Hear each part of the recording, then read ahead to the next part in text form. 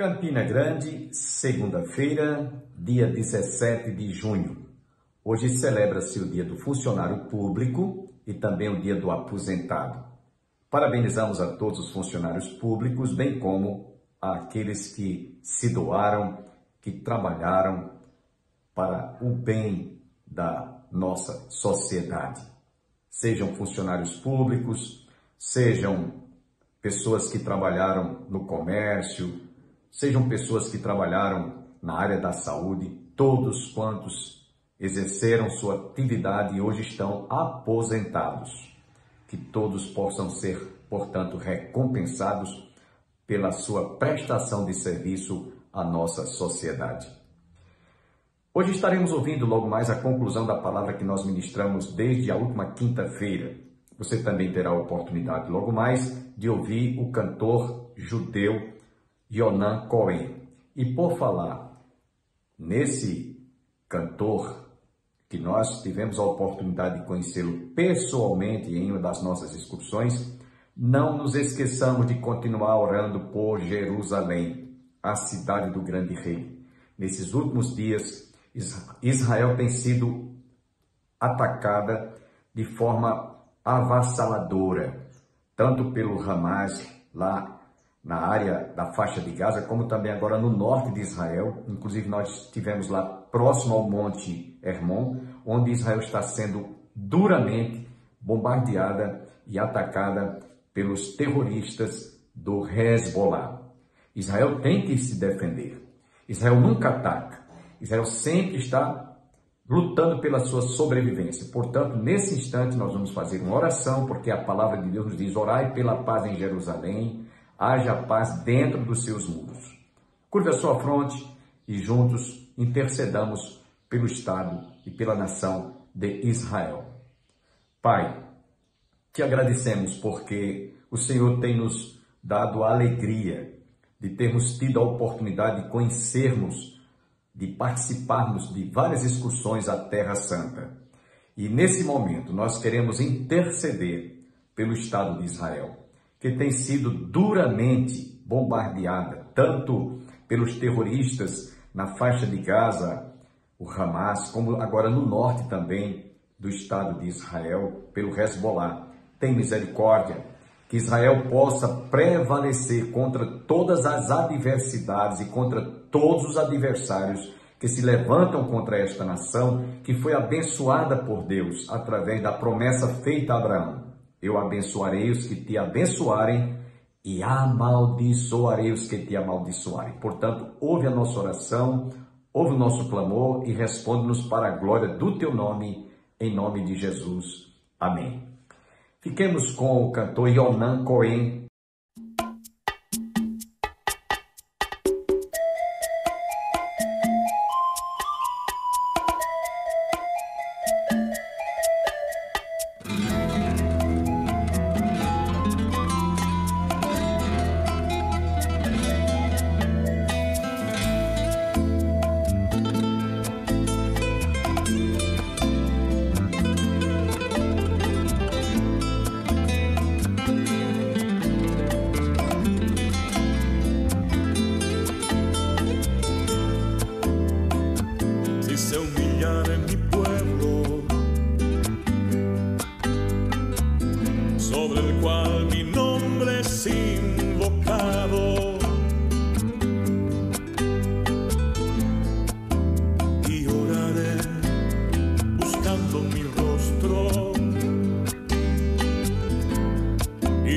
Apartaren de sus malos caminos,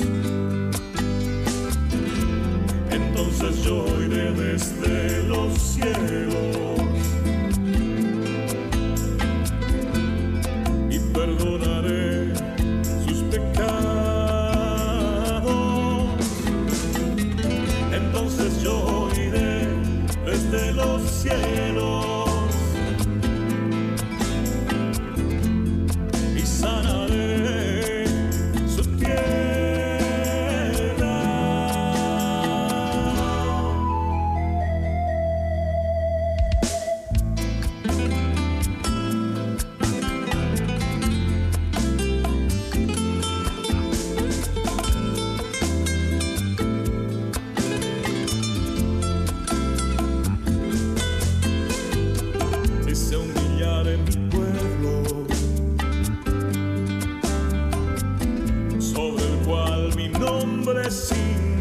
pecado y oraren buscando mi rostro y se apartaren de sus malos caminos, entonces yo iré desde los cielos y perdonaré sus pecados. Entonces yo iré desde los cielos y sanaré su tierra.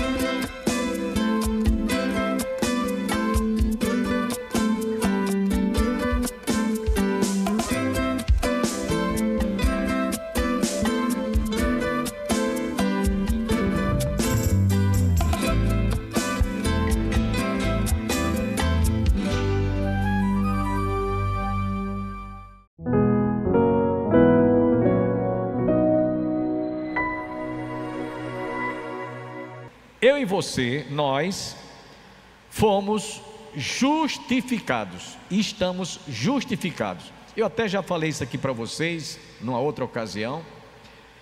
Suponhamos que esse papel aqui fosse uma promissória, e o valor seria um valor incalculável, vamos dizer, trilhões de dólares, ou de euro, que é uma das moedas mais fortes, e eu devia esse valor. A promissória estava nas mãos do credor.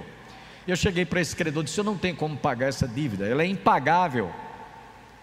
E o credor disse: me dê a promissória. Eu dei.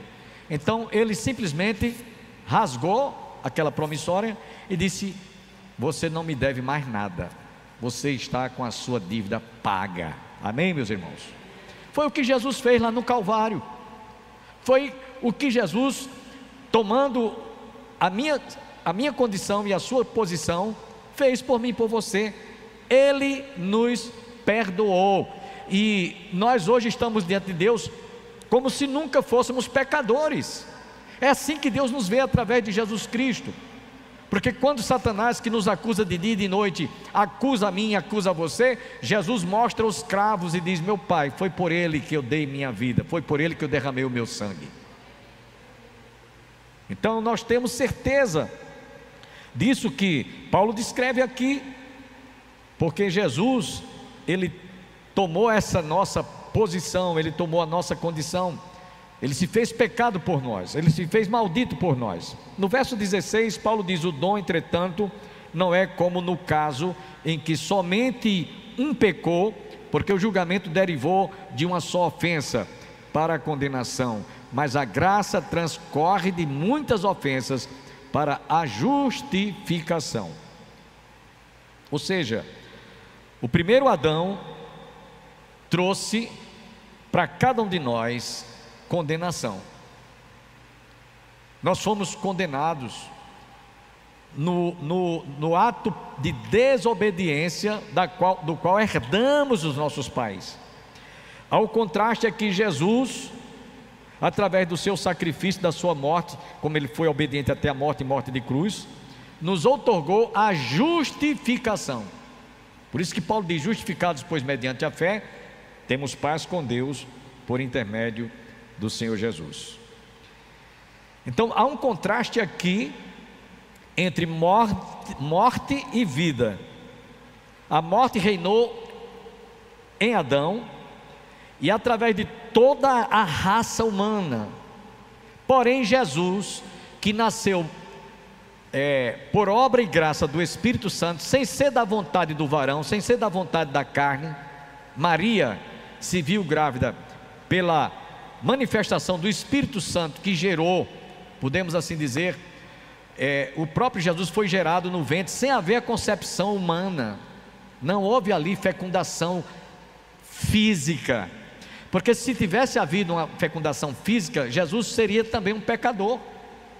Jesus também teria o germe do pecado, ele também teria o vírus do pecado. No DNA de Jesus teria também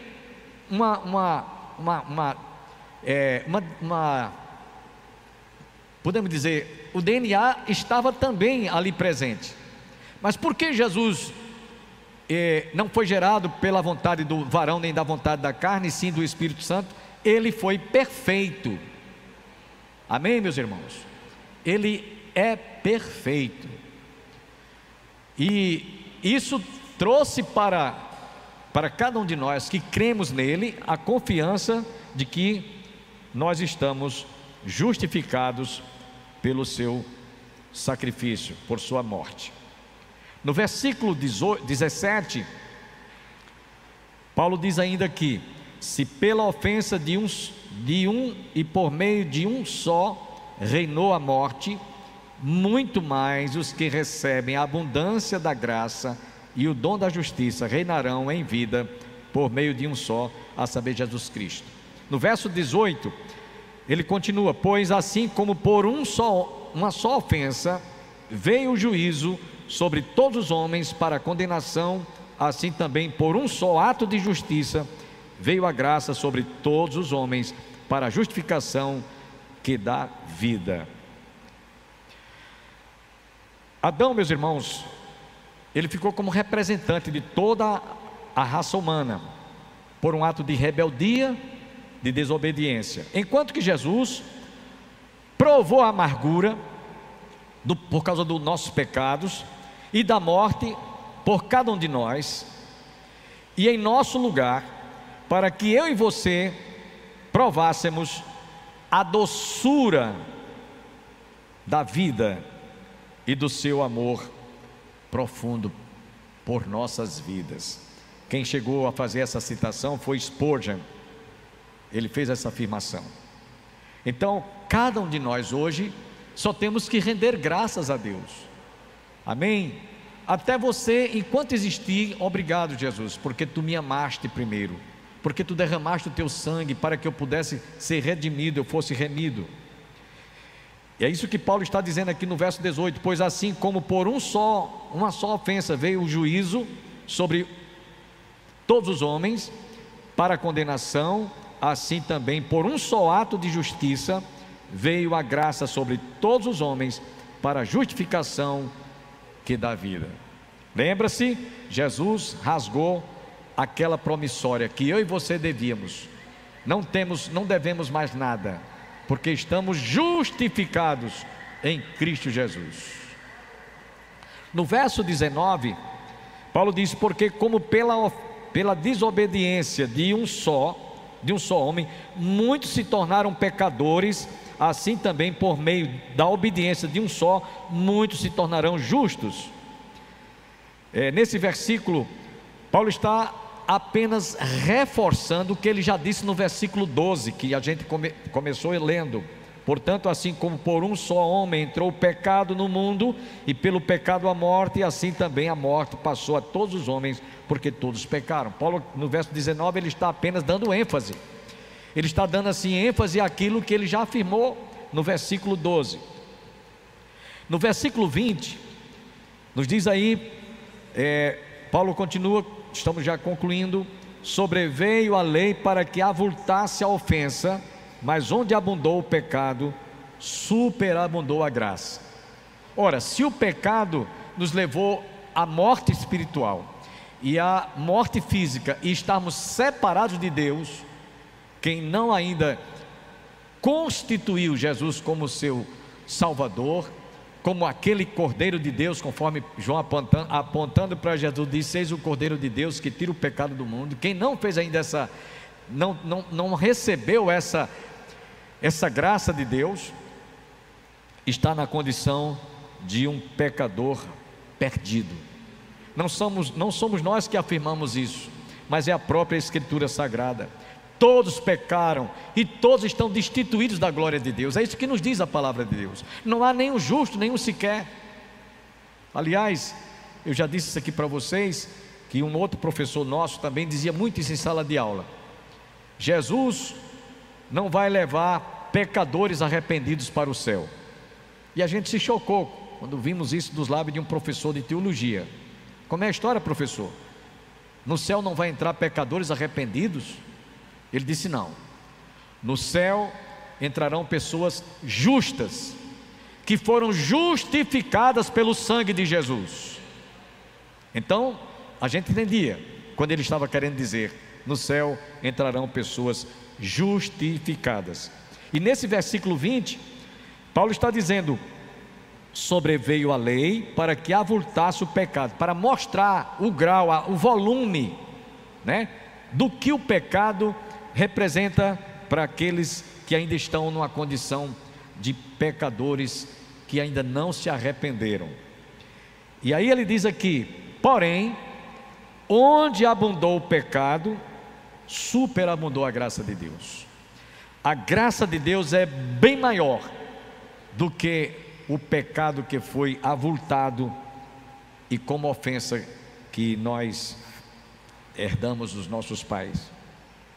Então, sobreveio a lei para que avultasse a ofensa, mas onde abundou o pecado, superabundou a graça de Deus. A lei, quando foi estabelecida, foi para mostrar a podridão, as impurezas, a malícia, a maldade que há no coração de cada um de nós. Então a lei veio para tirar assim um raio-x, né? Aquilo que está oculto, aquilo que ninguém tem como detectar, está lá. O raio-x mostra, se você for fazer uma endoscopia, que tiver com um CA, então vai mostrar lá. Quando fotografar através de um raio-x, uma radiografia, seja o que for, ultrassonografia, vai mostrar lá o câncer, lá no local onde ele está alojado, onde ele está localizado. A lei foi assim, diz: olha, está aqui, sua situação é essa, seu estado de pecaminosidade é esse aqui, você está perdido e arruinado. A lei veio somente mostrar ainda mais a gravidade do pecado que está dentro de cada um de nós. Porém, a própria Escritura Sagrada nos diz que a lei nos serviu de aio. Aio era denominado uma babá ou uma pessoa que cuida da criança e atravessa a rua com ela segurando na mão para que ela não seja acidentada. Porém, a lei serviu-nos de aio para nos conduzir a Cristo. Ou seja, a lei mostrava toda a nossa natureza podre do pecado e apontava para Jesus: olha aqui, seu estado é esse aqui, mas olha aí o Cordeiro de Deus, vai a Ele e você obterá o perdão e a remissão dos seus pecados. Por isso que Paulo diz aqui: sobreveio a lei para que avultasse a ofensa, mas onde abundou o pecado, superabundou a graça de Deus. Então a lei nos serviu de aio. A lei apontava para Jesus. Paulo disse que o fim da lei é Cristo. O fim da lei é Cristo, porque Ele foi quem cumpriu tudo por cada um de nós.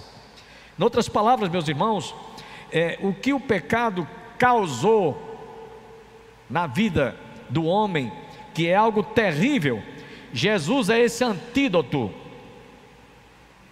Quando Ele estava crucificado, Ele disse: Pai, perdoa-lhes, porque eles não sabem o que fazem. Então, Jesus, Ele cumpriu toda a lei em nosso lugar, para que nós pudéssemos ser redimidos. No versículo 21, para a gente concluir, Paulo diz: a fim de que, como o pecado reinou pela morte, assim também reinasse a graça pela justiça para a vida eterna, mediante Jesus Cristo nosso Senhor. Isso que nós lemos agora, esse último versículo, Paulo mostra que o pecado deixou uma herança desastrosa para cada ser humano. É isso que ele está dizendo aqui, a fim de que, como o pecado reinou pela morte, assim também reinasse a graça para a justiça, pela justiça para a vida eterna, mediante Jesus Cristo, nosso Senhor.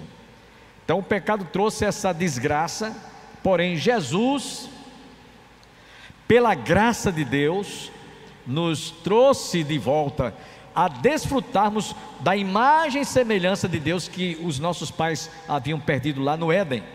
Deu para entender? Então, após os nossos pais pecarem, houve um desencadeamento de destruição. Destruição essa que gerou fracassos e trouxe ao homem duras consequências até os nossos dias. Eu vou citar aqui apenas 12 dessas consequências. A primeira delas é que quando os nossos pais pecaram e saíram da presença de Deus, eles receberam uma sentença, castigo. A mulher haveria de conceber ou dar à luz em meio a dores. Obviamente a mulher poderia sofrer dores, mas ele disse: aumentarei as dores. E que digam as mulheres, ao dar à luz, o quanto elas sofrem. Ao homem também, através do seu suor, o suor do seu rosto, iria angariar o pão nosso de cada dia. A serpente também sofreu as consequências, como a limária. A própria natureza também produziria espinhos, cardos e abrolhos. Por isso que Paulo, escrevendo aos Romanos, diz que até a natureza geme com gemidos, esperando o dia da sua redenção. Então o homem, a mulher, a natureza, todos pagaram e sofreram a consequência do ato de desobediência. E até hoje essa é a história do homem. Até hoje é esta situação. E veio logo imediata os primeiros efeitos. 2 irmãos, filhos dos nossos pais, Adão e Eva, por ciúme, por inveja, tira a vida do outro. Caim tirou a vida do seu irmão Abel. Então vocês viram que foi um desencadeamento de atos que tiveram o princípio, o comecinho, pelo ato de desobediência. Eles passaram então a se sentirem culpados por tudo aquilo que havia acontecido. Além da culpa, do medo, como eu já citei, eles também passaram a conviver com pessoas como Nimrod, que foi um rebelde. Ora, Deus chegou e disse para os nossos pais: crescei, multiplicai-vos, enchei e povoai a terra. Nimrod, um déspota, chegou para o povo e disse: não vamos nos espalhar, vamos ficar aqui, não vamos sair, não vamos nos espalhar, não, vamos ficar aqui. Quer dizer, contrariando a vontade de Deus, que havia sido dita lá aos nossos pais. Então nos diz a palavra que ali Deus mandou aquela confusão, foi uma verdadeira Babilônia, uma verdadeira Babel, confusão de línguas, para que o povo se espalhasse. Nós vamos ver, irmãos, que houve o aumento da violência. No capítulo 6 de Gênesis, logo no comecinho, o livro de Gênesis é o livro do começo de tudo. Deus viu dos céus e a terra, que a terra estava cheia de violência. É diferente hoje, meus irmãos? Não é diferente. Então foi um desencadeamento. A impiedade é uma outra coisa também. Discórdias, dissensões. Nós vamos ver irmãos como Esaú e Jacó. Esaú, quando sentiu-se enganado por seu irmão, Jacó, pôs no coração dele vingar, tirar a vida do seu irmão. E aí a gente vai vendo a história tomando um rumo totalmente diferente, divergente daquele que os nossos pais tinham lá no Éden. Então, Isso veio trazendo destruição dos valores morais, valores que Deus estabeleceu para que o homem pudesse se sentir feliz e realizado aqui na terra. Então houve ausência, o homem passou a conviver com a ausência do amor, e em vez disso, guerras. A gente está agora no limiar de uma terceira grande guerra mundial. A qualquer momento pode estourar uma terceira guerra mundial. Não bastou a primeira, não bastou a segunda, vem agora possivelmente uma terceira. A Ucrânia, a Rússia, Israel sendo ameaçado ser riscada do mapa pelo Irã. Mas eu já tenho assim informações que possivelmente isso reverta o quadro. Não posso entrar além desse detalhe. Então, irmãos, a gente vê que tudo isso que está acontecendo, crimes bárbaros, crimes hediondos, a lista não para. Tudo isso foram sequelas, efeitos da desobediência dos nossos pais desde o Éden. Conclusão. Desejo concluir esse estudo sobre o pecado citando 5 pensamentos sobre o pecado, sobre as suas consequências, o preço que pagamos quando pecamos ou continuamos desobedecendo a Deus. São pensamentos que eu vou citar agora. O primeiro deles é que no quadro de aviso de uma igreja havia a seguinte frase: apesar da inflação, o preço do pecado continua o mesmo. Apesar da inflação, o preço do pecado continua o mesmo. Nada alterou, no sentido assim do homem chegar a dizer: eu não vou mais pecar, eu não vou deixar de pecar, a não ser que ele venha a Cristo. Segundo, um puritano disse: o pagamento do pecado é uma consequência sem paz. O homem não tem paz. Terceiro pensamento, Martinho Lutero foi quem disse isso: o pecado é como a barba, reproduz-se e é preciso cortá-la continuamente. Quarto pensamento, para cada pecado o diabo apresenta uma desculpa. Lembra que eu falei? Adão culpou a mulher culpou a serpente. Ninguém assume os seus erros, ninguém assume a sua condição de pecador. E o quinto e último pensamento, isso aqui era um quadro que tinha na casa da minha sogra, era um quadro, era um exemplar da Bíblia, num quadro, e tinha escrito assim: ou este livro me afasta do pecado, ou o pecado me afasta deste livro. Eu não esqueço dessa frase, esse pensamento. Era um exemplar de uma Bíblia aberta e dizia: ou o pecado me afasta deste livro, ou este livro me afasta do pecado. E para concluir, irmãos, eu queria citar Romanos 6,14, para aqueles que estão em Cristo, obviamente, né? Paulo, escrevendo aos Romanos, diz: porque não estamos mais debaixo do domínio do pecado, e sim sobre a graça de Deus. Eu gosto muito de fazer essa ilustração, essa superfície desse papel, para vocês que estão aí de frente para mim e dos que estão em casa. Suponhamos que eu e você fôssemos esse lápis aqui.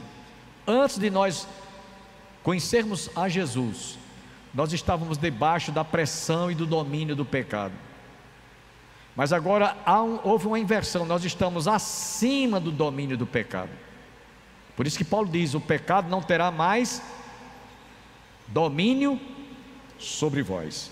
Eu espero que você que está em casa, que tem ouvido e acompanhado esse estudo que ministramos agora, tenha tido uma noção e também um esclarecimento sobre o que o pecado trouxe como sequela e a providência que Deus teve em enviar o seu Filho para que nós pudéssemos ser redimidos ou sermos alcançados pela graça redentora de Jesus. Amém?